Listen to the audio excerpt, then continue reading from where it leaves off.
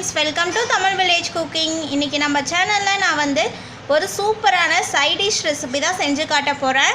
அதுவும் மஷ்ரூம் வச்சு செஞ்சு காட்ட போறேன். சுவையான காளான் சுக்கா எப்படி செய்யறதுங்கறத வாங்க நம்ம வீடியோக்குள்ள போய் பார்க்கலாம். சுவையான காளான் சுக்கா செய்யறதுக்கு தேவையான பொருட்கள் நான் வந்து 250 கிராம் காளான் எடுத்துர்க்கேன். அதை வந்து நல்லா வந்து சுடுதண்ணியில் போட்டு நல்லா வாஷ் பண்ணிவிட்டு மறுபடியும் நார்மல் வாட்டரில் ஒரு 2 to 3 டைம்ஸ் வந்து வாஷ் பண்ணி இந்த மாதிரி பீசஸாக கட் பண்ணி வச்சுருக்கேன். உங்களுக்கு ஏற்றாப்புல பிடிச்ச சைஸில் நீங்கள் கட் பண்ணிக்கலாம்.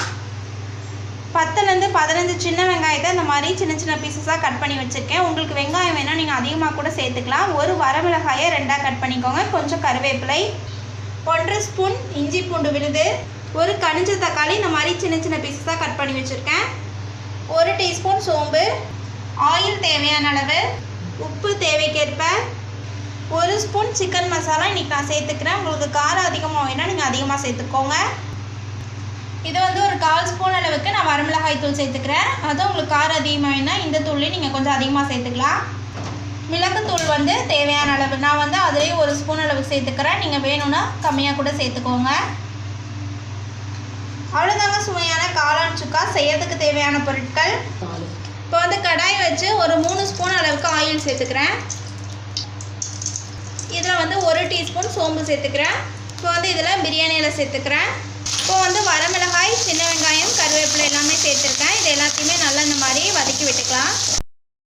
சின்ன வெங்காயம் பார்த்திங்கன்னா நல்லா கண்ணாடி பழத்துக்கு வதங்கணும், அப்போ தான் டேஸ்ட் நல்லாயிருக்கும். உங்களுக்கு சுக்காவுக்கு நீங்கள் வெங்காயம் அதிகமாக கூட நீங்கள் சேர்த்துக்கலாம், டேஸ்ட் நல்லா தான் இருக்கும். பாருங்கள், வெங்காயம் வந்து நல்லா கண்ணாடி பழத்துக்கு நல்லா வதங்கிடுச்சு. இப்போ வந்து இஞ்சி பூண்டு விழுது சேர்த்துக்கிறேன். இப்போ வந்து இஞ்சி பூண்டோட பச்சை வாசனை போகிற வரைக்கும் நல்லா வந்து வதக்கி விட்டுருங்க.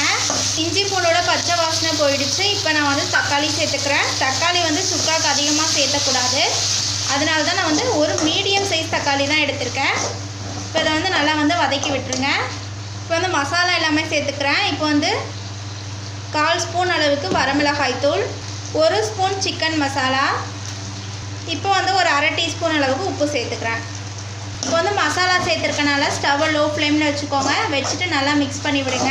நல்லா இந்த மாதிரி வதக்கி விடுங்க. தக்காளி வந்து கொஞ்சம் நல்லா வதங்கினாதான் டேஸ்ட் வந்து நல்லாயிருக்கும், சுக்கா டேஸ்ட்டு. இது வந்து ஒரு சூப்பரான சைட் டிஷ். நம்ம வந்து சாம்பார் சாதம், அதே மாதிரி ரசம் சாதம், அதே மாதிரி வெரைட்டி ரைஸ் எல்லாத்துக்குமே வச்சு சாப்பிட்லாம். அது கூட நம்ம பார்த்திங்கன்னா பிரியாணிக்கும், நம்ம காளான் பிரியாணி, வெஜிடபிள் பிரியாணி இந்த மாதிரி செஞ்சாலும் அதுக்கும் இதை வந்து நம்ம சைட் டிஷ்ஷாக வச்சுக்கலாம். டேஸ்ட் வந்து சூப்பராக இருக்கும். இப்போ வந்து நான் அதை காளான் சேர்த்துருக்கேன். காளான் சேர்த்துட்டு நல்லா வந்து கிளறி விட்டுறேன். ஏன்னா அதோட மசால் பேஸ்ட் எல்லாமே காளான் கூட நல்லா வந்து சாரணும், அப்படின்னா தான் வந்து சாப்பிட்றதுக்கும் நல்லாயிருக்கும். பாருங்கள், இந்த மாதிரி காளான மசாலா கூட எல்லாம் நல்லா மிக்ஸ் பண்ணிவிட்டு ஸ்டவ்வை வந்து மீடியம் ஃப்ளேமில் வச்சுட்டு ஒரு மூடி போட்டு மூடி வச்சிடலாம். இப்போ இதில் வந்து பார்த்திங்கன்னா தண்ணி வந்து நம்ம சேர்க்க தேவையில்லை. ஏன்னா காளான்லேயே வந்துட்டு தண்ணி இருக்கும் கொஞ்சமாக, அதனால அதுலேயே நல்லா வெந்துடும். சப்போஸ் அப்படி இல்லை அப்படின்னா கொஞ்சமாக மட்டும் தண்ணி சேர்த்துக்கலாம், நிறையா வந்து தண்ணி சேர்க்கக்கூடாது. இப்போ ஒரு மூடி போட்டு மூடி வச்சுருக்கேன். இப்போ இது வந்து காளான் வந்து கொஞ்சம் வேகட்டும். ஒரு 5 நிமிஷம் வரைக்கும் இப்படியே இருக்கட்டும். இடையில வந்து மூடி ஓப்பன் பண்ணி பார்த்துக்கோங்க, செக் அவுட் பண்ணிக்கோங்க. ஏன்னா வந்து சப்போஸ் அடி பிடிச்சிருச்சுன்னா கொஞ்சம் கிளறி விடணும். பாருங்கள், நான் தண்ணி எதுவுமே சேர்க்கலை. காளானில் இருக்க தண்ணியிலே நல்லா காளான் வந்து இந்த பக்குவத்துக்கு வந்துடுச்சு.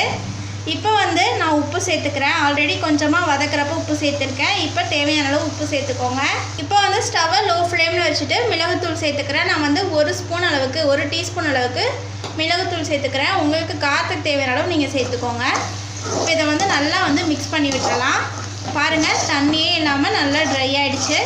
இந்த மாதிரி தான் இருக்கணும், அப்படின்னா தான் சுக்கான் டேஸ்ட்டு நல்லாயிருக்கும். நல்லா இந்த மாதிரி மிக்ஸ் பண்ணி விட்டுருங்க. இப்போ லாஸ்ட்டாக வந்து கொஞ்சம் கருவேப்பிலை தூவிக்கலாம். கருவேப்பிலை தூவிட்டு நல்லா கிளறி விட்டுறலாம். பாருங்கள், காளான் சுக்கா சூப்பராக வந்திருக்கு. அவ்வளோதாங்க, சுவையான காளான் சுக்கா சூப்பராக ரெடி ஆகிடுச்சு. இந்த ரெசிபியை உங்கள் வீட்டு கிச்சன்லேயும் மறக்காமல் ட்ரை பண்ணி பாருங்கள். ட்ரை பண்ணி பார்த்துட்டு பிடிச்சிருந்தா எங்கள் தமிழ் வில்லேஜ் குக்கிங் சேனலை லைக் பண்ணுங்கள், கமெண்ட் பண்ணுங்கள், சப்ஸ்கிரைப் பண்ணுங்கள்.